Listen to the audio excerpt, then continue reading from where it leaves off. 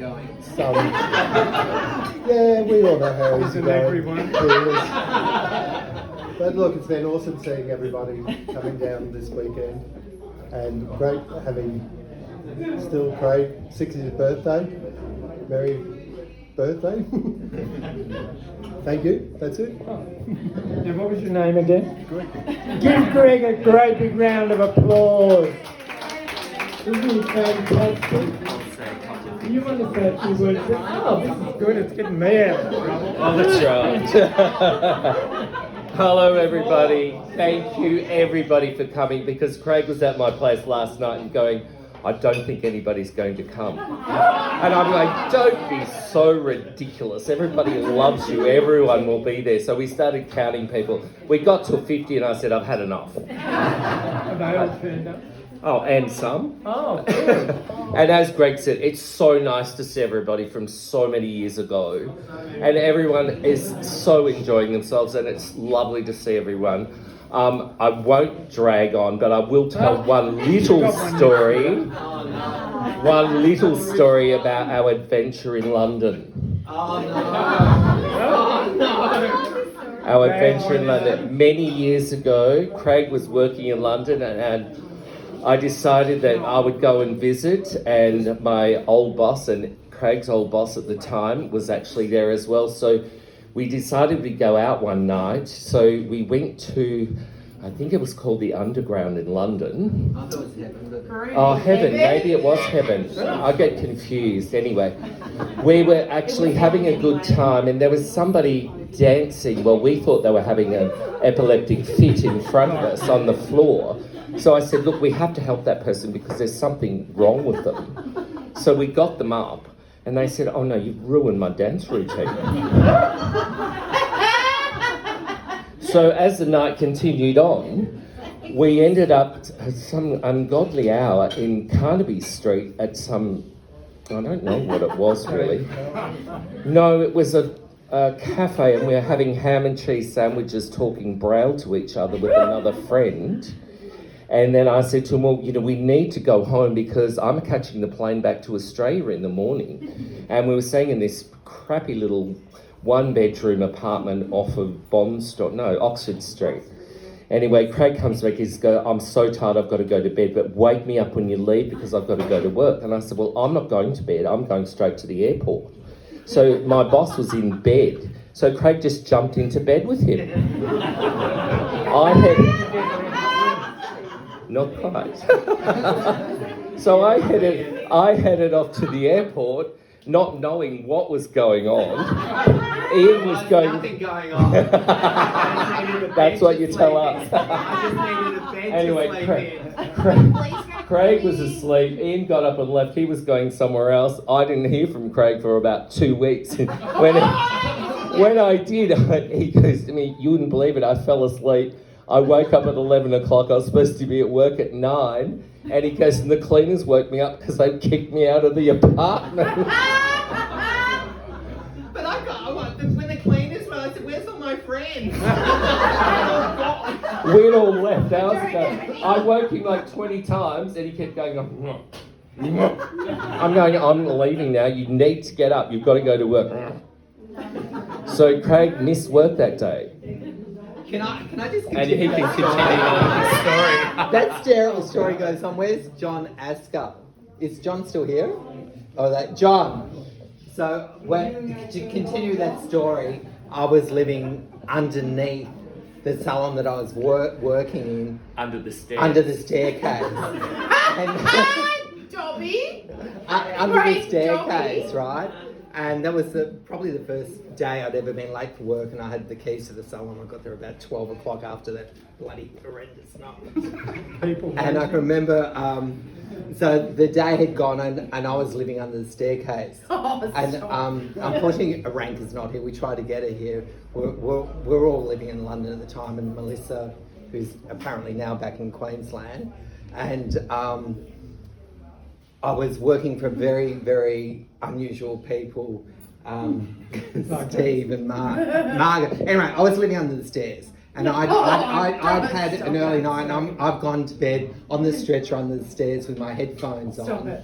and I could hear the front door of the salon open, and Steve, who was Maggie's boyfriend, had come downstairs to use the solarium downstairs, so he doesn't know I'm there, and he's gone under the solarium. And next thing, about half an hour later, there's massive bashing at the door. And I didn't think anything unusual of it, because Maggie and Steve would often lose their keys, or they were always losing things, and they'd have to get a ladder to get up the top floor to get into the apartment. So I thought it was Maggie bashing on the front door, looking for Steve to get the keys to get back to the apartment. So after about 20 minutes of this bashing and all these voices, I went upstairs, and it was actually the police had come to arrest the two strangers that had entered into the premises. And you only had And I only had my underwear on because I thought it was Maggie, so I'd gone running up the front of the door of the salon and opened the door, and the police were there. There was about 6 of them, and they said, "Where's the other guy?" I said, "What other guy?" And they said, "The other guy that's been reported to come into the premises." And I said, "He's probably under the solarium." And so then they went down and bashed on the solarium because Steve's fallen asleep under the solarium naked to take us off. And it was a very funny and horrible experience. And that's it. And thank you everyone for coming. Happy birthday. No more sleeping under the No stairs. more sleeping under the stairs. Just take that there. Quick story about Red Dog. Oh. The boat that Craig sails This is on. Don. Everyone, just 10 seconds. 10 seconds. Yeah, introduce yourself. Craig is first to the boat. Sets up the boat. Teacher's pet.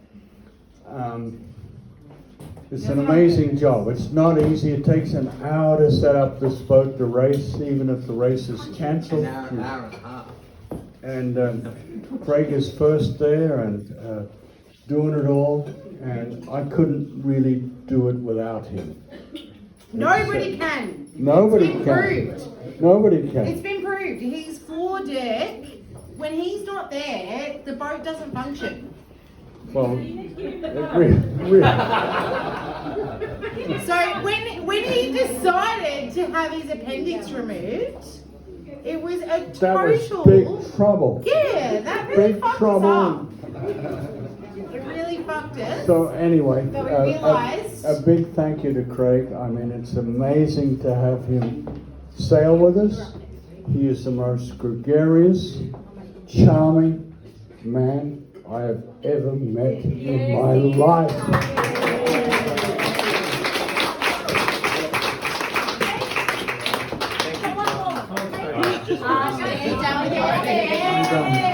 Thanks.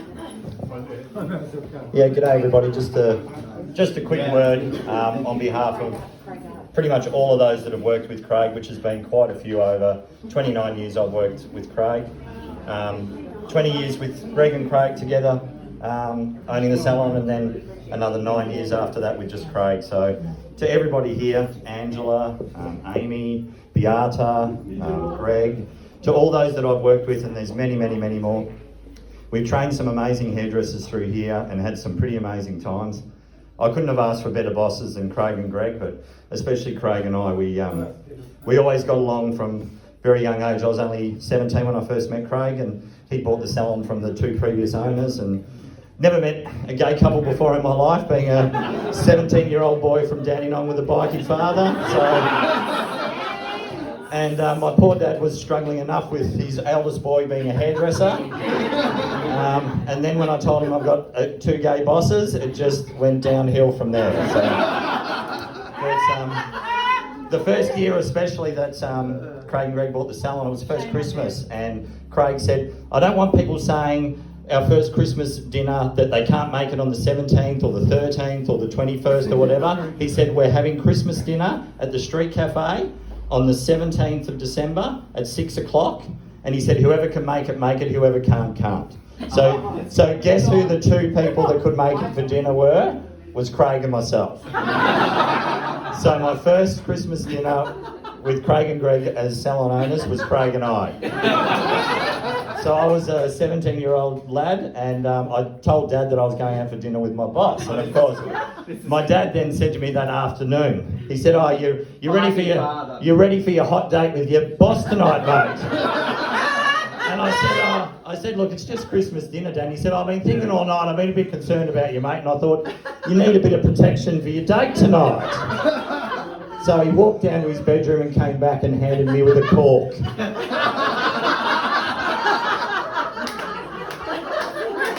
So, needless to say, that night at dinner, I said to Craig, "Oh, my dad gave me something for a bit of protection for our date tonight." And Craig said, "Oh, really? What was that?" And I pulled the cork out from my pocket. And Craig said, "You won't need a cork, you'll need an industrial plunger." So anyway, look, that's just one crazy story from this place, but I really do want to say that, Craig, I really appreciate you not only as a boss, as a worker, but as a friend, and you're an amazing person, and we're all blessed to have known you. So happy birthday, mate. Happy Sunday.